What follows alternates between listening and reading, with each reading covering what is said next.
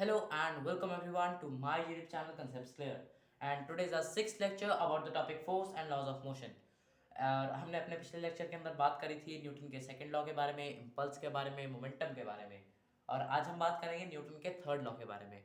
और शुरू करने से पहले मैं आप सबको कहूँगा सब्सक्राइब करो और लाइक करो और शेयर करो सो दैट आपको सारे अपडेट्स मिलते रहते हैं।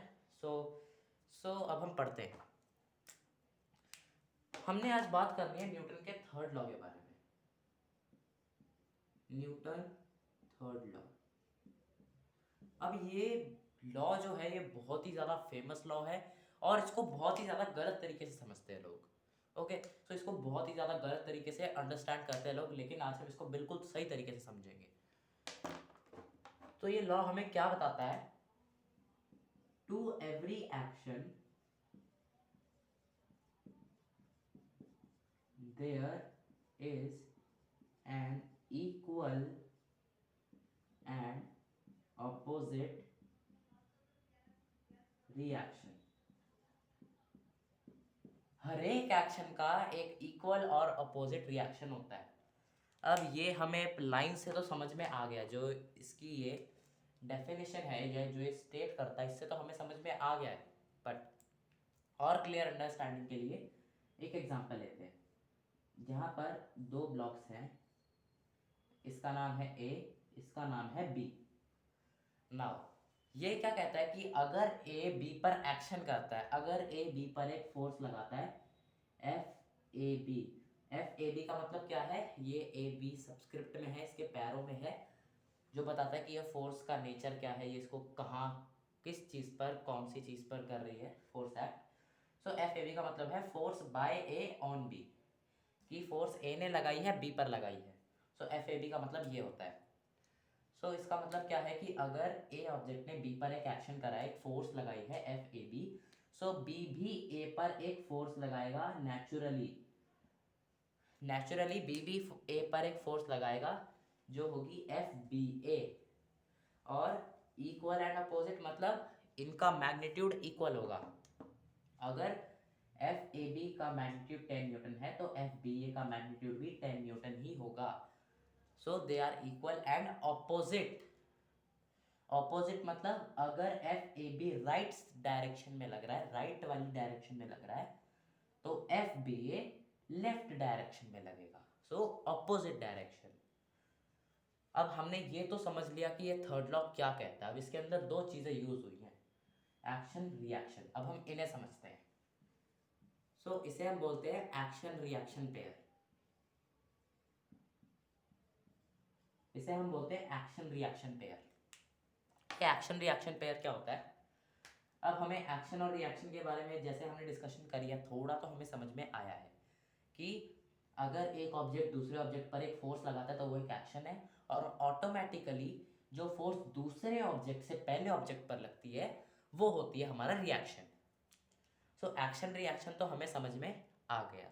अब इनकी कुछ प्रॉपर्टीज होती हैं जो हम अभी पढ़ लेते हैं। कुछ नहीं, वैसे तो बहुत सारी प्रॉपर्टीज होती हैं। ओके, सो अब हम पढ़ते हैं इन्हें। पहली प्रॉपर्टी होती है ये हमेशा इक्वल होती है, और ये हमने पढ़ा है अभी कि अगर पहले ऑब्जेक्ट की दूसरे ऑब्जेक्ट पर फोर्स 10 न्यूटन है तो दूसरे ऑब्जेक्ट की भी पहले ऑब्जेक्ट पर फोर्स 10 न्यूटन ही होगी। सेकंड प्रॉपर्टी होती है they are opposite. Opposite in direction. जैसे मैंने कहा था कि अगर एफ ए बी राइट की तरफ लग रहा है तो एफ बी ए लेफ्ट की तरफ लगेगा। ये हो गई इनकी ऑपोजिट वाली प्रॉपर्टी।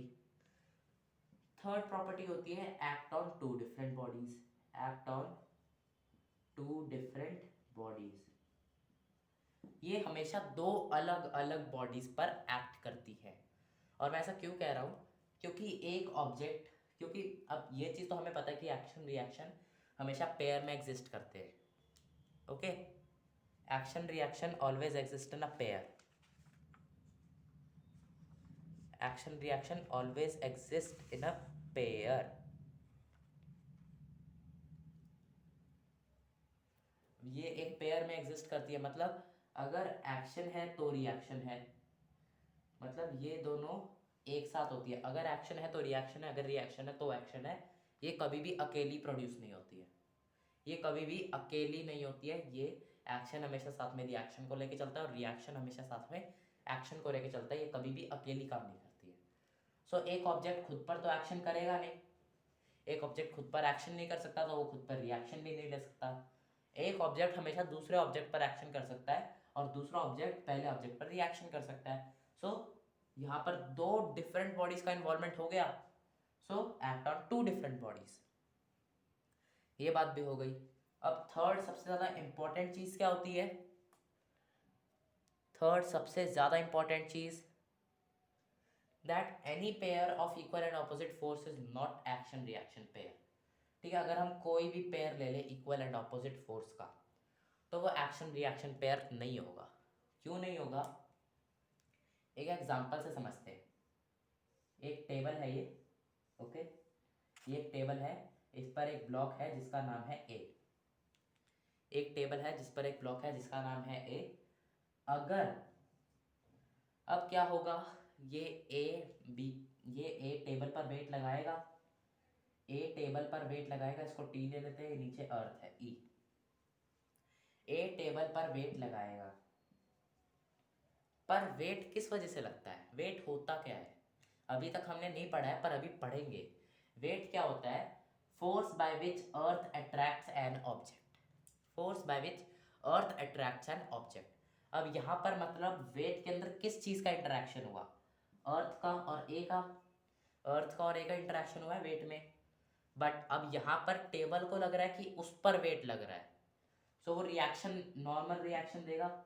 हमने पढ़ा था नॉर्मल के बारे में अपने पहले या सेकंड लेक्चर में इस चैप्टर के। नॉर्मल रिएक्शन देगा वो। नॉर्मल रिएक्शन किस चीज़ के बीच में लग रहा है? टेबल और ए के बीच में। सो ये एक्शन रिएक्शन पेयर नहीं है, क्योंकि यहाँ पर जिन दो बॉडीज के बीच में एक्शन हो रहा है, उन दो बॉडीज के बीच में रिएक्शन नहीं हो रहा है, किसी और दो बॉडीज के बीच में रिएक्शन हो रहा है। So this is not an action reaction pair. So ये चीज़ थी जो लोग बहुत ही ज़्यादा मिसअंडरस्टैंड करते हैं, और दो तीन चीज़ें और है, अभी हम जैसे जैसे आगे प्रोग्रेस करेंगे वैसे वैसे पढ़ेंगे। नाउ एक और चीज़ की, action and reaction pair act simultaneously, कि ये इकट्ठे काम करते हैं। ठीक है, अगर एक्शन होगा तो ही रिएक्शन होगा, अगर रिएक्शन होगा तो ही एक्शन होगा, ये कभी भी अकेले नहीं होते हैं। And these two are of the same nature. मतलब अगर एक्शन एक इलेक्ट्रोमैग्नेटिक फोर्स है, मान लो अगर एक्शन एक इलेक्ट्रोमैग्नेटिक फोर्स है तो रिएक्शन भी एक इलेक्ट्रोमैग्नेटिक फोर्स ही होगी। या अगर एक्शन एक ग्रेविटेशनल फोर्स है तो रिएक्शन भी ग्रेविटेशनल फोर्स ही होगी, वो इलेक्ट्रोमैग्नेटिक नहीं हो सकती। ओके, तो ये एक बहुत ही ज़्यादा अच्छी प्रॉपर्टी है इसकी, that they are of the same nature. And यहाँ पर हमने पढ़ लिया है कि that they occur on two different bodies, and हमने ये भी पढ़ लिया है that they are equal and opposite in direction. Now एक और बहुत ही ज़्यादा अच्छी प्रॉपर्टी है इसकी, दैट इज, इरेज कर देता हूँ थोड़ा ये so that we get space, that is action reaction never cancel each other, they never cancel. अब आप कोई कैंसिल क्यों नहीं करते? क्योंकि हमने तो यहाँ पर डिस्कस करा है कि वो इक्वल भी ऑपोजिट भी है, और अगर दो फोर्सेस एक्ट कर रही है वो इक्वल भी है ऑपोजिट डायरेक्शन में भी है, तो ऑब्वियस सी बात है उन्हें कैंसिल करना चाहिए। बट मैं कह रहा हूँ कि ये कैंसिल नहीं करती। क्यों नहीं करती? क्योंकि ये दो अलग अलग बॉडीज पर एक्ट करती है, तभी मैंने ये प्रॉपर्टी डिस्कस करी थी। मतलब अगर एक ऑब्जेक्ट हो और उस पर यहाँ से एक फोर्स लग रही है और यहाँ से एक फोर्स लग रही है इक्वल मैग्नीट्यूड की, तो ऑब्वियस सी बात है कि ये कैंसिल करेंगी एक दूसरे को। बट यहाँ पर मैं क्या, यहाँ पर दो ऑब्जेक्ट्स इन्वॉल्व होते हैं। ओके, यहाँ पर दो ऑब्जेक्ट्स इन्वॉल्व होते हैं, मतलब अगर फोर्स इस पे लग रही है तो रिएक्शन उस पे लगेगा। सो दो ऑब्जेक्ट्स इन्वॉल्व होते हैं, इसीलिए वो कैंसिल नहीं करती हैं, और यही प्रॉपर्टी हमारी बहुत ही सारी डेली लाइफ चीज़ों में हेल्प करती है जो हम अभी डिस्कस करेंगे। Okay, everything will be discussed, then let us erase it.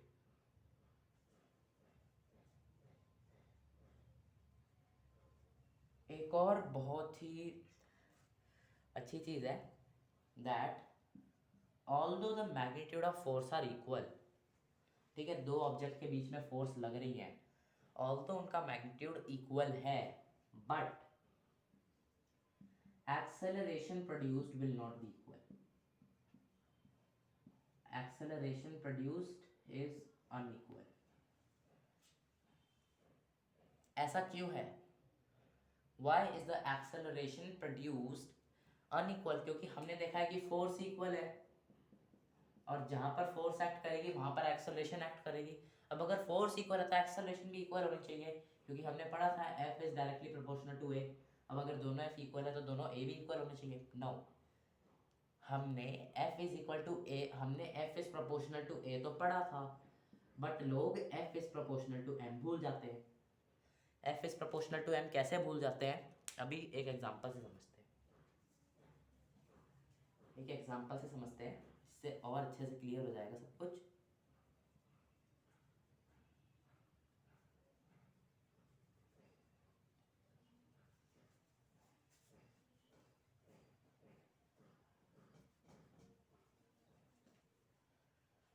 सो एक केस लेते हैं अर्थ का और कॉइन का।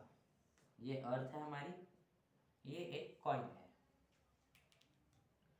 अब कॉइन नीचे गिर रहा है, एक्सेलरेशन आ रही है उसमें उसमें 9.8 मीटर पर सेकंड एक्सेलरेशन होगी, एक्सेलरेशन ड्यू टू ग्रेविटी।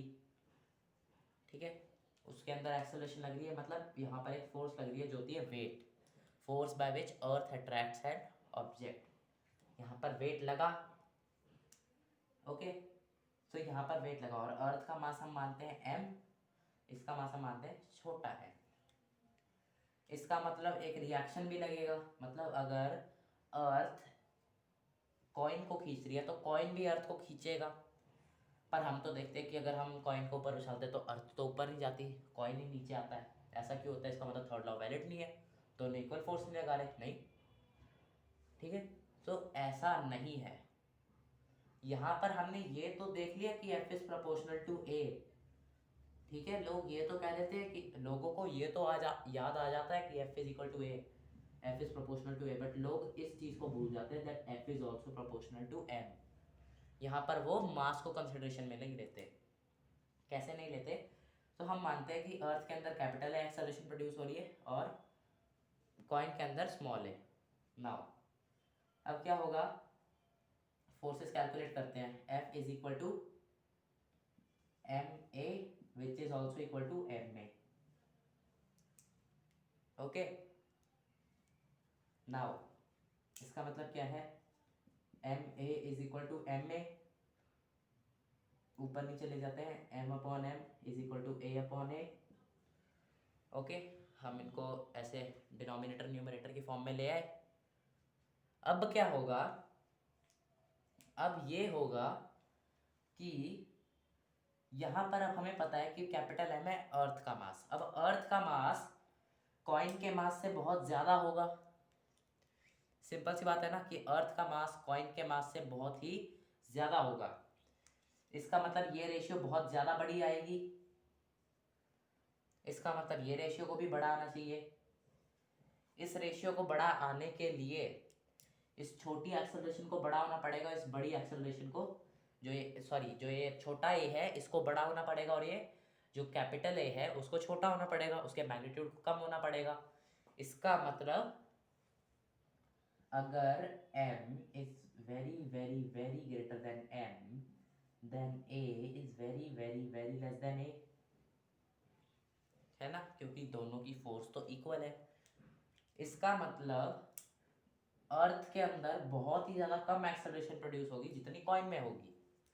इसी वजह से कॉइन नीचे आता है, अर्थ ऊपर नहीं जाती है।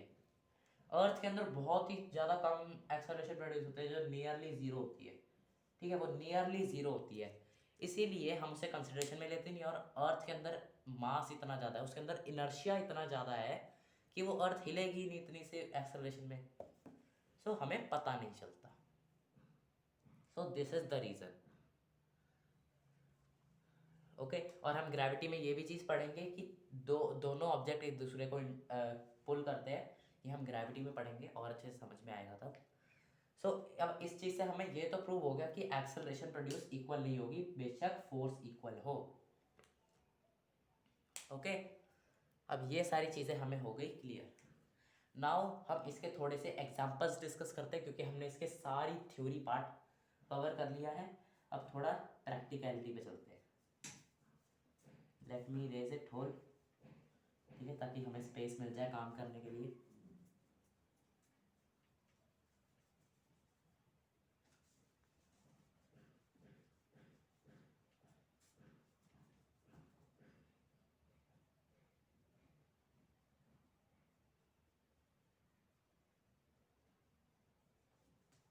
ना अब हम थोड़े से एग्जांपल्स डिस्कस कर लेते हैं।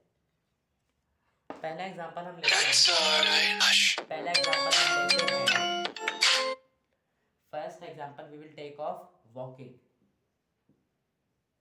पहला एग्जांपल हम वॉकिंग का लेंगे। वॉकिंग में हमारे पास क्या एग्जांपल आता है?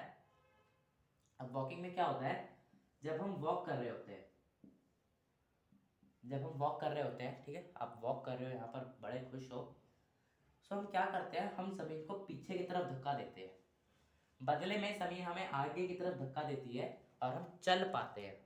अब आप कहोगे पीछे धक्का दिया, आगे धक्का दिया, हमें तो चलना नहीं चाहिए, ठीक है, क्योंकि ये बैलेंस कर देगी, एक्सेलरेशन ज़ीरो होगी, फोर्सेस इक्वल है।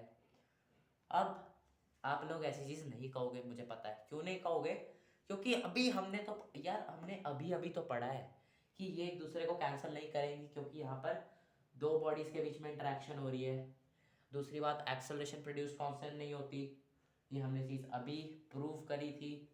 सो आप अब ये आर्गुमेंट नहीं दोगे, मुझे पता है, क्योंकि अब हमने अच्छे से चीज़ें डिस्कस कर ली है। सो वॉकिंग एक एग्जाम्पल है, ओके।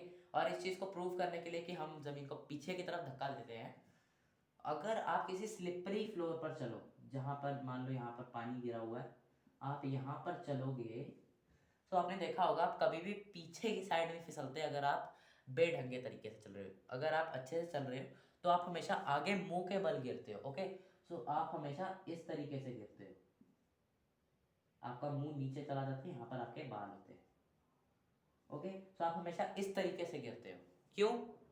क्योंकि हम ज़मीन को पीछे की तरफ धक्का दे रहे हैं, बट यहाँ पर तो फ्रिक्शन है नहीं अब, क्योंकि फ्लोर स्लिपरी है, फ्लोर स्लिपरी है, पीछे की तरफ धक्का दे रहे हैं हम, फ्रिक्शन कम है, तो आगे की तरफ धक्का नहीं मिलेगा, तो हम आगे को गिर जाएंगे। तो ये हो गया वॉकिंग का। इसी तरीके से जब हम बोट पर चढ़ते हैं तब भी यही होता है। यहाँ पर हम बोट पर जब यहाँ पर खड़े होते हैं, फिर हमने यहाँ से छलांग मारी बोट पर, तो बोट हमें दिखती है कि वो पीछे की तरफ जा रही होती है, क्यों? क्योंकि हमने बोट को पीछे की तरफ धक्का दिया, रिएक्शन मिला, हम आगे की तरफ चले गए, बोट के नीचे था पानी, वहाँ पर इतनी फ्रिक्शन मिली तो वो पीछे की तरफ खिसक गई, ओके। सेम चीज़ होती है हमारी बुलेट के साथ, जब हम गन में से बुलेट फायर करते हैं तो क्या होता है, यहाँ पर स्प्रिंग ने उसको फोर्स दी, एक्शन दिया, उसको रिएक्शन देगी। अब इसका मास कम था तो ये बहुत ही ज़्यादा स्पीड से आगे जाएगा, इसका मास ज़्यादा था तो ये कम स्पीड से पीछे जाएगा। ऊपर से हमने हाथ में पकड़ा होता है, तो कुछ तो हमारी बॉडी एब्जॉर्व कर लेती है जो हमें शॉक मिलता है, ओके। सो कुछ हमारी बॉडी एब्जॉर्व कर लेती है और कुछ हम उसे रोक लेते हैं। सो इस वजह से हमें झटका लगता है, हमें कंटिन्यूस एक्सेलरेशन नहीं मिलती। और then swimming, motion of rockets, okay, motion of rockets discuss कर लेते हैं, थोड़ा ज़्यादा इंपॉर्टेंट चीज़ है, ओके। सो जो ज़्यादा इंपॉर्टेंट चीज़ है वो हम डिस्कस कर रहे हैं।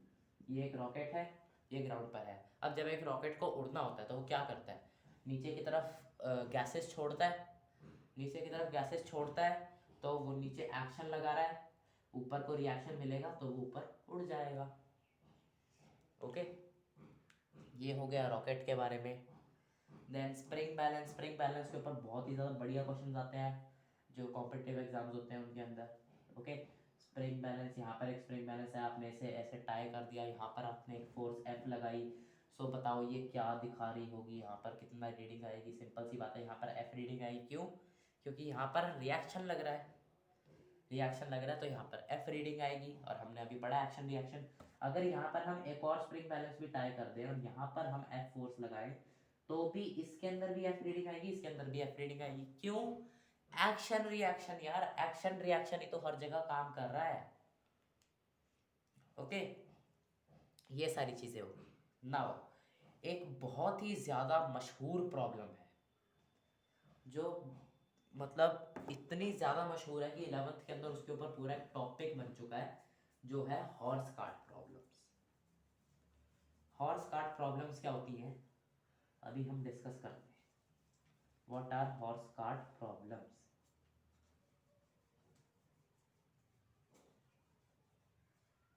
Okay, so let us discuss horse cart problems. वैसे तो बहुत सारी प्रॉब्लम्स बनती है इस पर हम अभी एक ही प्रॉब्लम करेंगे क्योंकि अभी हमने थर्ड लॉ पढ़ा है। हॉर्स कार्ट प्रॉब्लम्स, वैसे तो इसके अंदर बहुत ही ज़्यादा हाई लेवल के कॉन्सेप्ट्स यूज होते हैं, component of force, resolution of vectors, वो सब अभी हमने यूज़ नहीं करना है। अभी हम अपनी सिंपल अंडरस्टैंडिंग के बेसिस पर इसको आंसर करेंगे। ओके, सो यहाँ पर एक ये है, यहाँ पर एक ये घोड़ा है, ये चल रहा है, इसकी ये पूंछ है और ये ग्राउंड है। अब हमने पढ़ा है कि एक्शन रिएक्शन इक्वल होता है, यहाँ पर एक्शन लगेगा, यहाँ पर रिएक्शन लगेगा, तो इनको तो बैलेंस कर जाना चाहिए, इनको आगे नहीं बढ़ना चाहिए। पर फिर ये आगे क्यों बढ़ते हैं? अब अगर मेरे को एक शब्द के अंदर आंसर करना हो तो मैं कह सकता हूँ forces act on two different bodies. ठीक है, हमने अभी ये पढ़ा है, बट इसको हम इतनी सी बात में कंक्लूड नहीं कर सकते क्योंकि यहाँ पर कुछ और भी चीज़ें लगती हैं, यहाँ पर कुछ और कंसेप्ट भी लगते हैं जिन्हें हमें कंसिडरेशन में लेना होता है। सो यहाँ पर हम उतनी सी बात कहकर अपना काम नहीं चला सकते। सो हम क्या करेंगे, हम यहाँ पर दो थोड़ी सी लेबलिंग कर देते हैं। सो यहाँ पर एक घोड़ा पीछे की तरफ को फोर्स लगाएगा क्योंकि उसे पीछे को जाना है। ओके, घोड़ा पीछे की तरफ फोर्स लगाएगा क्योंकि उसे आगे जाना है, किसी भी चीज़ को वॉक करना होता है। हमने अभी अभी पढ़ा है कि वो पीछे की तरफ फोर्स लगाता है, उसे आगे की तरफ का मोमेंटम मिल जाता है, तो ग्राउंड उसे आगे की तरफ पुश करेगा। अब हम इस चीज़ को नाम दे देते हैं F G, force by ground. अब इसी तरीके से हम एक और चीज़ कर सकते हैं, दैट जो कार्ट अब आगे की तरफ चल रही है तो उसे पीछे की तरफ को फोर्स मिलेगी, उसे हम एफ एच नाम दे देते हैं। ठीक है, उसे हम एफ एच नाम दे देते हैं या एफ बी नाम दे देते हैं, फोर्स बैकवर्ड, उसे हम एफ बी नाम दे देते हैं, बैकवर्ड की तरफ फोर्स लगेगी। अब यहाँ पर जो कार्ट हॉर्स पर फोर्स लगा रही है और जो हॉर्स कार्ट पर फोर्स लगा रहा है उनको भी कंसिडरेशन में ले लेते हैं। नाउ अब देखना बड़ी इंटरेस्टिंग सी चीज़ होगी यहाँ पर। अब जो टोटल फोर्स होगी वो क्या होगी, जो हमारी टोटल फोर्स आएगी दैट वुड बी आर, क्या होगी हमारी टोटल फोर्स, सॉरी हमारी टोटल फोर्स होगी यहाँ पर F G. Okay, so force by ground minus F H C, जो रिएक्शन मिल रहा है यहाँ पर, जो आगे फोर्स लग रही है और जो रिएक्शन मिल रहा है वो कैंसिल हो जाएंगे, plus F C H minus F B. Okay, जो अब आगे एक्शन मिल रहा है और जो ये रिएक्शन मिल रहा है वो माइनस हो जाएंगे। अब यहाँ पर हमें पता है कि एक्शन रिएक्शन ये दोनों इक्वल होंगे, सो इन दोनों को यहाँ से काट दो, हमारे पास क्या बचा, F is equal to F G minus F B. अब अगर जो आगे की तरफ फोर्स मिल रही है वो if F G is greater than F B, तब तो एक्शन होगा, तब force is greater than zero. तो सीधी सिंपल सी बात है, जितना घोड़े को आगे को वो मिलेगा, जितना घोड़े को आगे की तरफ रिएक्शन मिलेगा, अगर वो पीछे के रिएक्शन से ज़्यादा होगा देन इट विल मूव। तभी तो होता है कि घोड़ा अगर कम फोर्स लगाएगा तो कार्ट नहीं चलता, तो ये सिस्टम नहीं चलता है, उसको कुछ एक ज़्यादा फोर्स लगानी पड़ती है, एक सर्टेन लिमिट तक आना पड़ता है, उसके बाद ही वो गाड़ी चलनी शुरू होती है, क्योंकि ये बैकवर्ड यहाँ पर मेन काम कर रही होती है। सो ये थी हमारी हॉर्स कार्ट प्रॉब्लम और हमने इसे इतने सिंपल तरीके से सॉल्व कर दिया, बट ये इतना भी सिंपल नहीं है क्योंकि ये बहुत ही बड़ा और काफ़ी ज़्यादा कॉम्प्लेक्स टॉपिक है, बट हमने इसे सिंपल तरीके से करने और काफ़ी हद तक हो गया। ओके, सो हमने एक लेम मैन लैंग्वेज में इसको कंप्लीट कर लिया है। Okay, so this was all about our third law. ये हमारा थर्ड लॉ इसके साथ कंप्लीट होता है पूरी तरह, बट एक चीज़ रह जाती है। Okay, so one thing is left.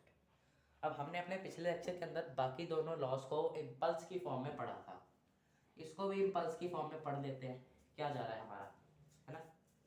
इसको भी एक बार इम्पल्स की फॉर्म में पढ़ लेते हैं, then we will be done with this third law. और उसके बाद हम अपना नया टॉपिक स्टार्ट करेंगे, that is law of conservation of momentum. उसके बाद हम मोमेंटम को कंजर्व करने में लग जाएंगे। ओके, सो नाउ हमारा है impulse, third law in the terms of impulse. So simple सी बात है यार, मैंने पिछले लेक्चर में भी कहा था कि अगर हम इम्पल्स को दूसरे तरीके से देखें तो ऑलमोस्ट हमें ये दोनों सेम चीज़ें लगती है। ओके, सो ये दोनों ऑलमोस्ट सेम चीज़ें लगती है ना। इम्पल्स, इम्पल्स क्या होता है? चेंज इन मोमेंटम, एफ होता है ना?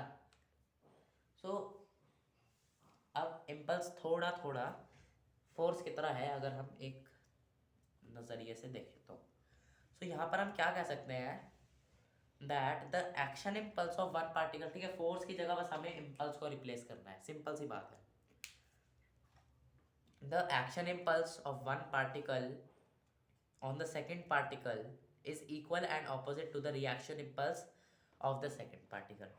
सीधी सिंपल सी बात है, इतने सी मतलब हमने सिर्फ फोर्स की जगह इम्पल्स कि I by 1 on 2 is equal to negative of I by 2 on 1।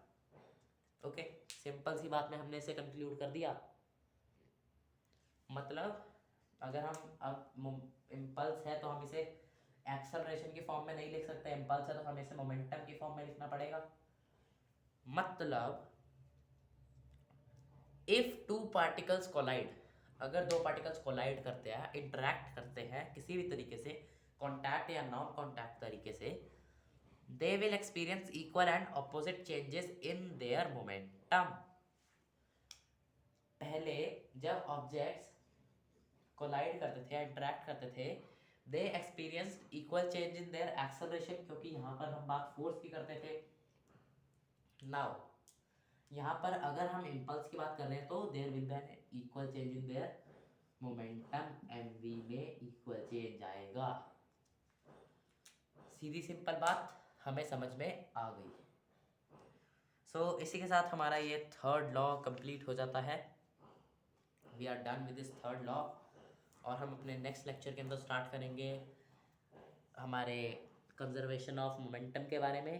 So till then bye and take care, and if you want to connect with us, you can connect us through all the various platforms. The links are all in the description, and you can ask your doubts anytime and I will try to answer them as soon as I can. So please do like, share and subscribe my channel, and comment for feedbacks. If you have any of them, we are always open to them. We are always open to feedbacks. Give your feedbacks in the comment section. So till then, bye and take care. We will meet you in the next lecture. Till then, keep growing.